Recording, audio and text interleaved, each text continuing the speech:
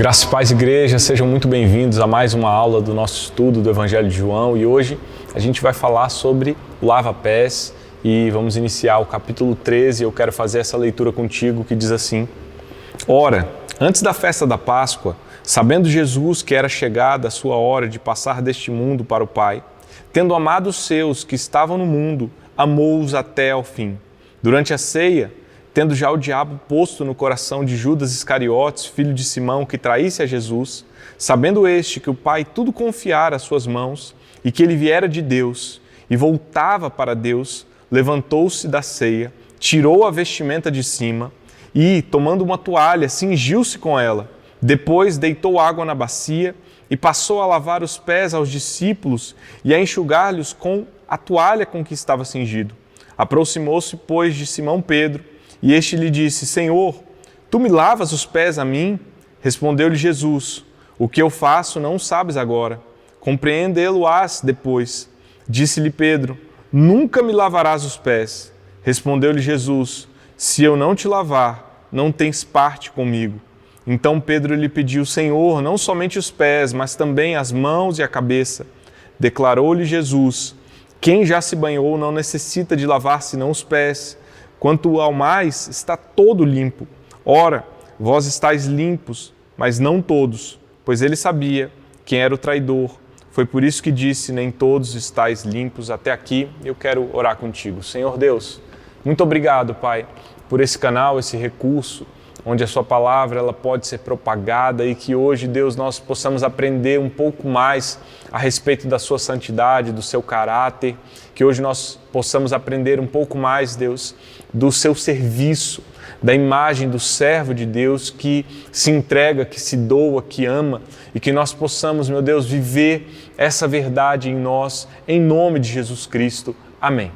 Queridos, hoje a gente vai falar sobre esse maravilhoso relato de João do lava-pés, ou seja, do momento em que Jesus vai lavar os pés dos seus discípulos, e esse é um registro que foi chocante, foi maravilhoso, e nós vamos entender por que isso. Se nós pensarmos que Deus, Ele é o Criador dos céus e da terra, Todo-Poderoso, e estava lavando os pés dos discípulos, nós temos uma ideia de por que esse relato foi tão chocante. E hoje eu queria ilustrar com uma história real, né, que diz muito sobre o que Jesus viveu ali naquele momento com seus discípulos. A gente pode fazer algumas conexões a partir disso.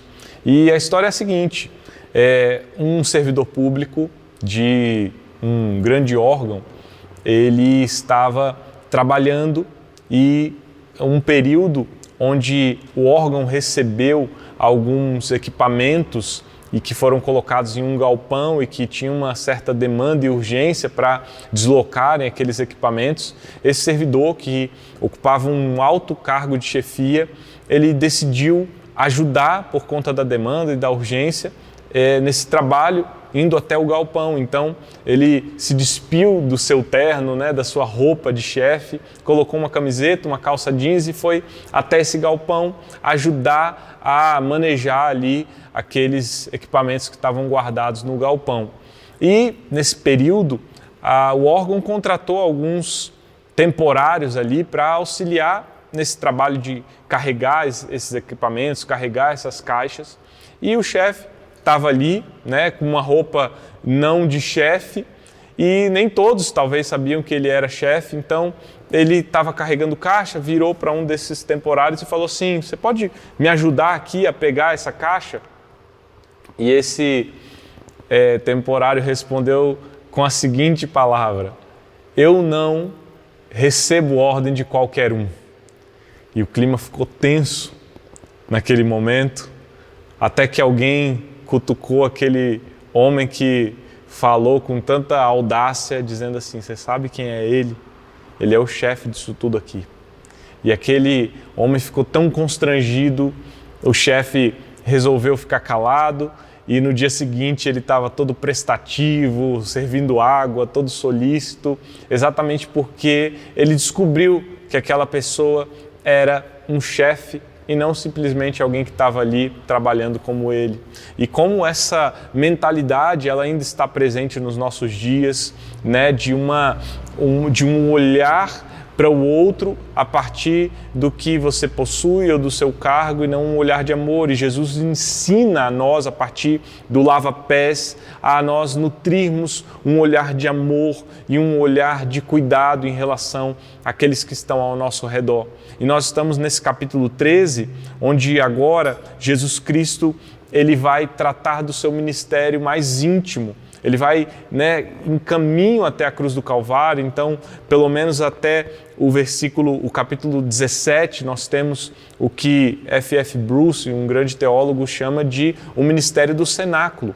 Ou seja, é um ministério onde é o tempo de Jesus ali, onde ele está na sua intimidade com os seus discípulos, nesse ambiente aqui de refeições, nessa sala, nesse espaço onde eles estão tendo essa refeição, porque no capítulo 12 nós vimos Jesus chegando em Jerusalém, nós recebemos a informação de que a Páscoa se aproximava, nós vimos Jesus concluindo a parte do seu ministério público, onde ele estava operando milagres, sinais, maravilhas, e agora ele se dirige a esse momento, pelo menos até o capítulo 17, onde ele está na sua intimidade com os discípulos, e é bem provável que isso também aponte para a realidade que João já retratou no seu evangelho, de que Jesus ele recebe uma rejeição daqueles que eram seus, mas aqueles que são dele, ele passa a nutrir um amor e um tempo mais íntimo com seus discípulos. E aqui no versículo 1, nós vemos que João está dizendo que antes da Páscoa, Jesus sabia que era chegada a sua hora e que ele sairia desse mundo e iria para o Pai, e ele amou os seus que estavam no mundo e amou-os até o fim. Esse episódio ele acontece ali pouco antes da Páscoa, e João ele está relatando esse episódio do lava-pés que acontece nesse momento. E Jesus Cristo ele já sabia que agora ele havia chegado num momento crucial, um momento onde ele não mais estava cumprindo o seu ministério e que chegaria ainda a hora, não, a hora já estava acontecendo, já eram os momentos finais para que Cristo fosse até a cruz do Calvário. E se antes Jesus estava apontando para uma realidade de probabilidade, ou melhor, para uma realidade futura da sua morte, agora é uma realidade presente da sua morte, e ele amou o mundo.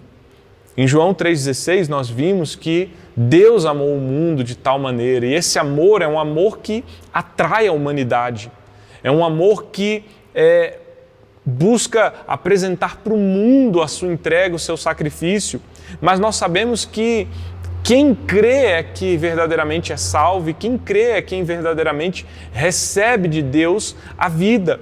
Então o que João está dizendo aqui é que ele amou os que estavam no mundo e eram os seus. Lá no capítulo 15, um pouco mais adiante, nós vamos ver Jesus falando que ninguém tem amor maior do que este, de dar a sua própria vida em favor dos seus amigos. Ou seja, aqueles que receberam, creram na palavra de Jesus Cristo, eles são aqueles que Jesus chama de amigo, e eles são aqueles que recebem de Cristo um amor de cuidado, de proteção.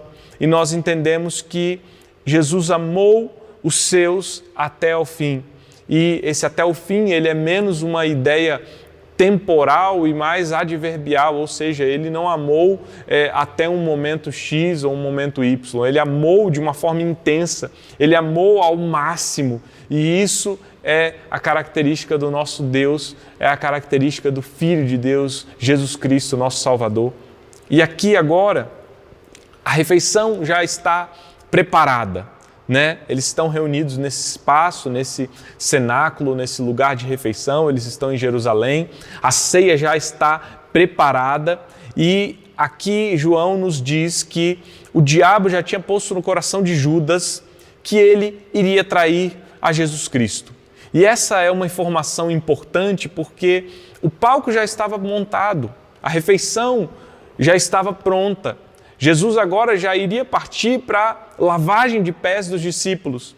E isso é importante porque, apesar de Jesus lavar os pés de Judas, Judas já tinha no seu coração a intenção de trair Jesus Cristo. E quando a ideia de que o diabo pôs no coração de Judas, ou em algumas versões, o diabo no seu coração, ele já intentou isso contra Judas, nós precisamos entender essa dinâmica do mal. A dinâmica do mal não é uma ação sozinha de Satanás e dos seus agentes, dos demônios. Não, é uma ação conjunta.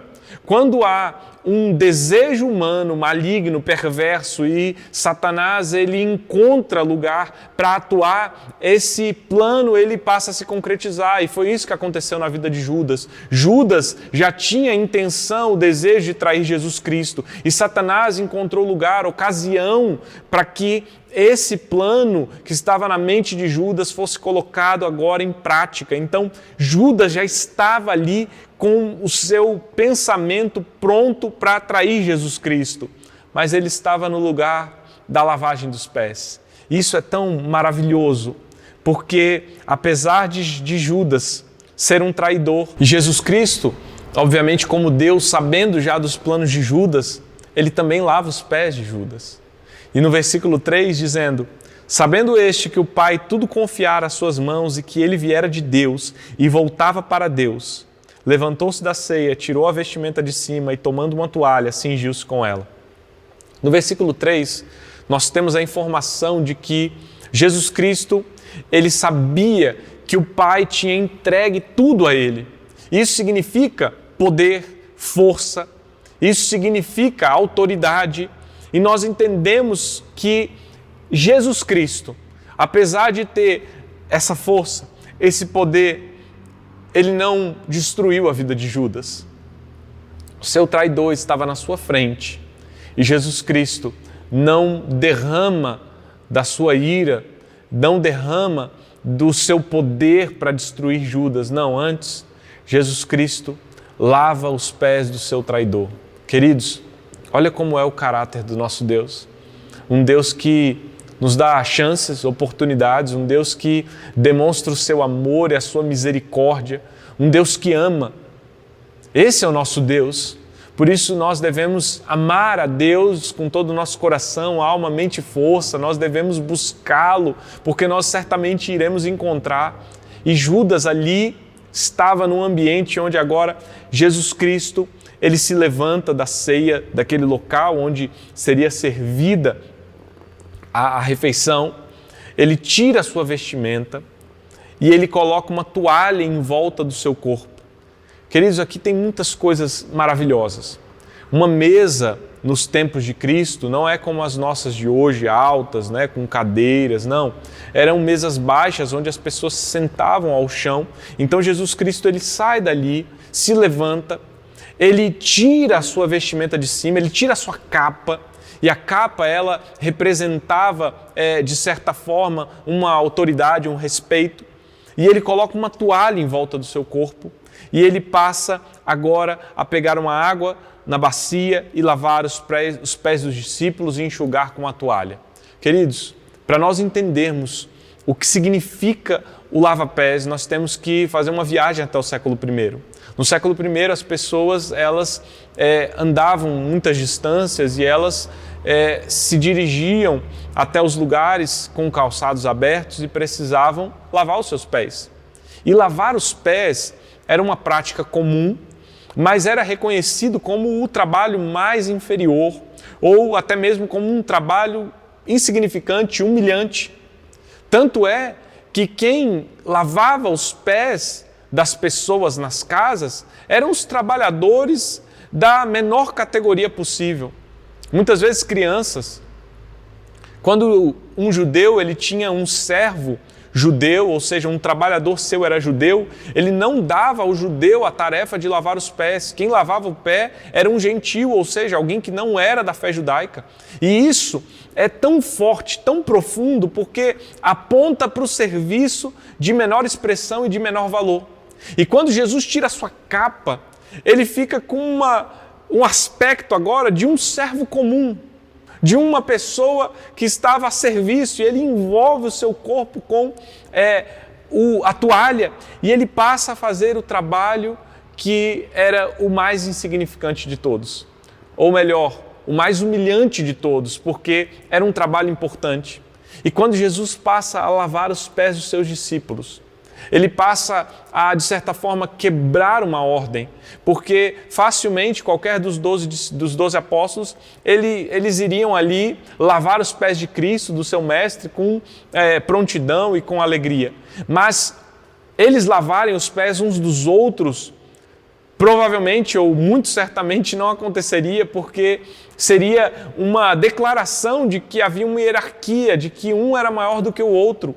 Então Jesus Cristo pega a bacia, a toalha e vai lavar os pés dos seus discípulos. E isso aponta para o que Paulo nos diz lá em Filipenses, no capítulo 2, tenham entre vocês o mesmo modo de pensar de Cristo Jesus, que mesmo existindo na forma de Deus, não considerou ser igual a Deus algo que deveria ser retido a qualquer custo. Pelo contrário, ele se esvaziou, assumindo a forma de servo, tornando-se semelhante aos seres humanos e reconhecido em figura humana. Ele se humilhou, tornando-se obediente até a morte e a morte de cruz. Queridos, Jesus é esse servo que se humilha, que se entrega. E aqui, quando essa cena começa a se desenrolar, Jesus lavando os pés dos discípulos, eu imagino que um constrangimento tomou aquele lugar, um silêncio embaraçoso ficou no ar, e aí Pedro, como sempre, ele tem que se levantar para se manifestar, ele tem esse ímpeto nos relatos dos evangelhos, e ele chega e fala assim: Senhor, você está lavando os meus pés? É você que está lavando os meus pés? Ou seja, ele quis se opor ao que Jesus Cristo estava fazendo. Ele quis quebrar esse silêncio para dizer: Senhor, não é para você lavar o meu pé. Não tem por que você lavar os meus pés. E aí Jesus responde para ele, dizendo que ele não sabia o que Jesus estava fazendo exatamente e que ele compreenderia depois. Por que isso? Porque o lava-pés foi uma simbologia do que Jesus Cristo faria no futuro, num futuro próximo. E que simbologia é essa? A de ir à morte de cruz, porque não caberia numa mente daquele tempo a ideia de que o Messias, de que o Cristo, de que o ungido de Deus se dirigiria até uma cruz para morrer. Lembrando que ungido na mente do povo no século I era a ideia de um rei, de majestade, de governo, de poder, de autoridade, de alguém que libertaria Israel dos domínios romanos. Então, na mente deles, o Cristo ir à cruz do Calvário e morrer era um escândalo.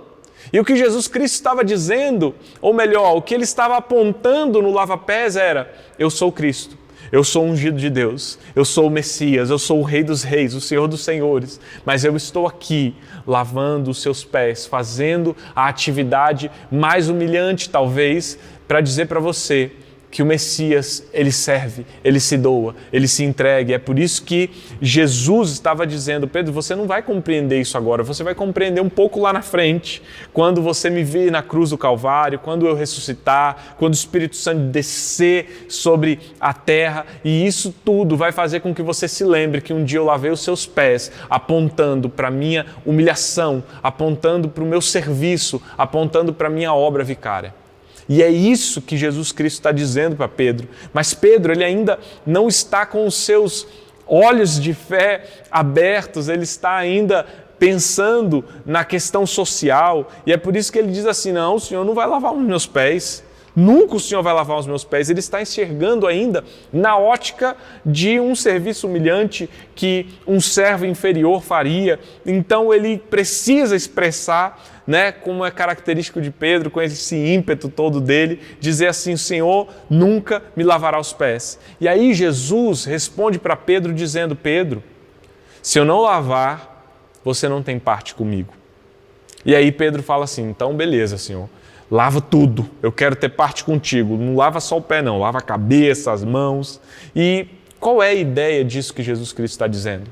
Jesus está dizendo que aquela lavagem, ela era necessária porque ele estava mostrando que o Cordeiro que tira o pecado do mundo, ele lava o pecado dos indivíduos.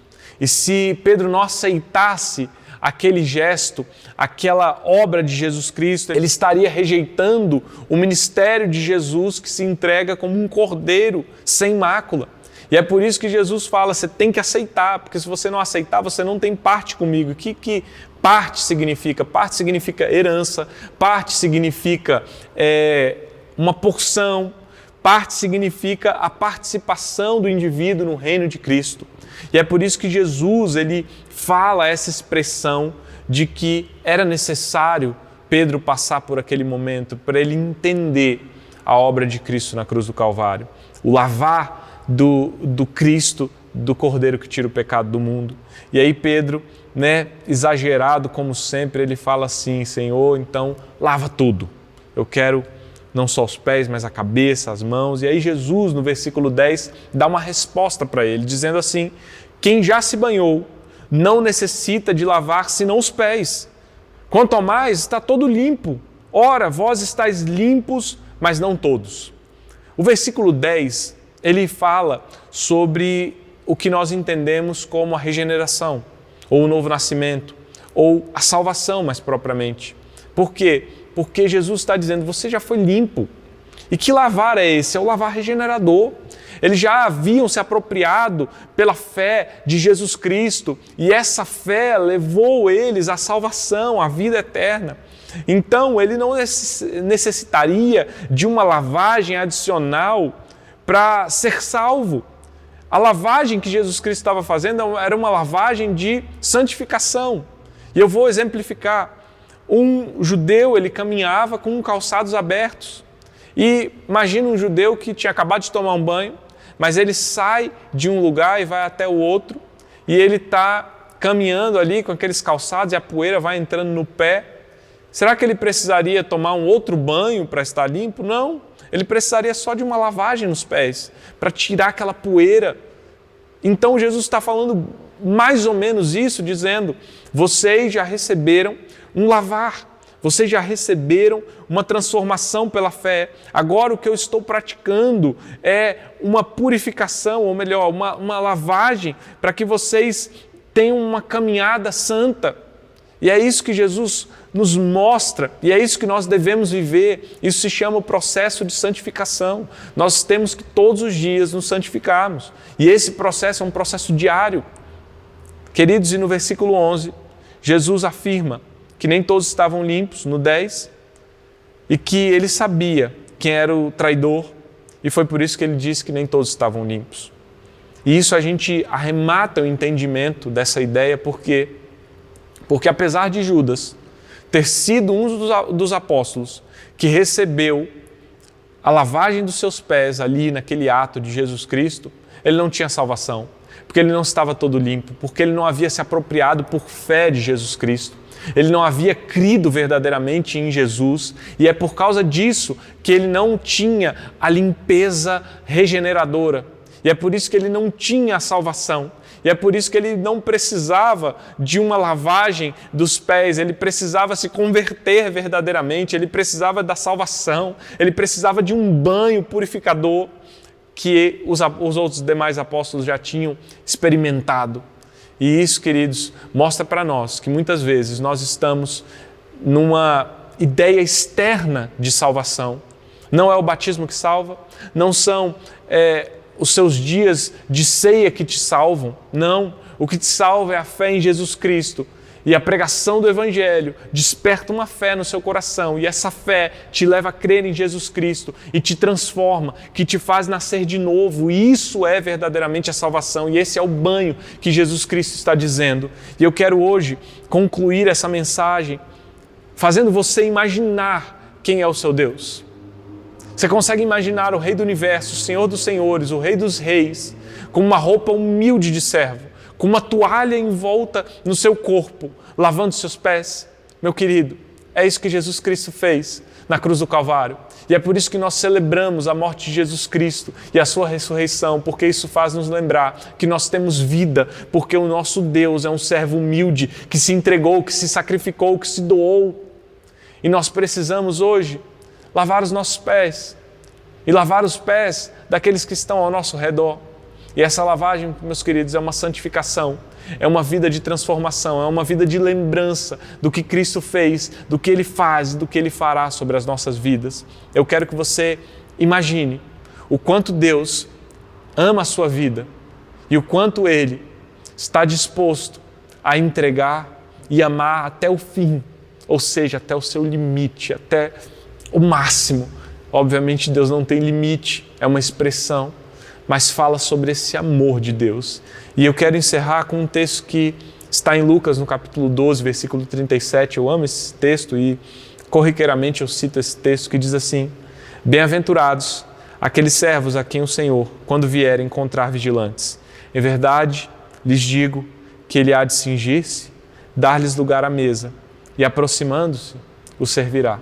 Você imagina o próprio Deus na glória, arrastando uma cadeira para você sentar, perguntando o que você quer comer e te servindo? Esse é o caráter do nosso Cristo.